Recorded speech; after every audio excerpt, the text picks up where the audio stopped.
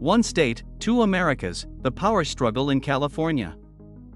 As federal funds are pulled from California's rail project, a wider political battle over immigration, state autonomy, and law enforcement intensifies, in a move that has reignited long-simmering tensions between the federal government and the state of California. President Donald Trump has officially withdrawn $4 billion in federal funding from California's ambitious high-speed rail project. Framing the decision as a necessary corrective to what he described as a farce, Trump criticized Governor Gavin Newsom's leadership and the project's spiraling costs, stating, "We've gotten nothing but cost overruns. We still don't have the rail we were promised, and we never will." The California High-Speed Rail Initiative was originally envisioned as an 800-mile line connecting Los Angeles to San Francisco. However, after 16 years of delays, ballooning budgets, and shifting political priorities, the project has been scaled back to a 161-mile segment between Merced and Bakersfield, and outcome critics argue does little to serve the state's transportation needs.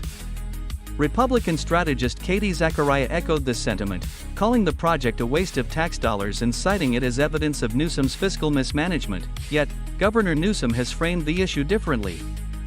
He argues the Central Valley project is an investment in the future and a response to growing climate concerns, drawing a sharp contrast with what he perceives as Trump's intent to harm California's future.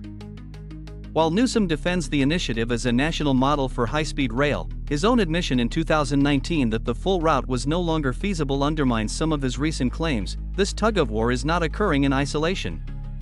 It's part of a broader conflict between red and blue states over federal priorities, especially in immigration enforcement. As Trump's administration targeted California's sanctuary policies, the state allocated $50 million to resist federal intervention. The tension has escalated into disputes over ICE operations and even agent safety. Alarming statistics released by the Department of Homeland Security indicate an 830% increase in assaults against ICE agents within the past year. The political narrative surrounding immigration enforcement has taken on a more personal and dangerous tone. Reports of ICE officers being doxxed, threatened, and even physically attacked, such as a recent case in Oklahoma where an agent was dragged during an arrest attempt, highlight the real-world consequences of heated rhetoric on both sides. Meanwhile, coalitions of Democratic attorneys general have petitioned Congress to require the unmasking of ICE agents, arguing for transparency and accountability. Critics, however, say this move only increases risk to agents already under threat. Republicans like Zachariah contend that some Democratic leaders, such as New York Attorney General Letitia James, have politicized enforcement and blurred the lines between citizen rights and those of undocumented immigrants.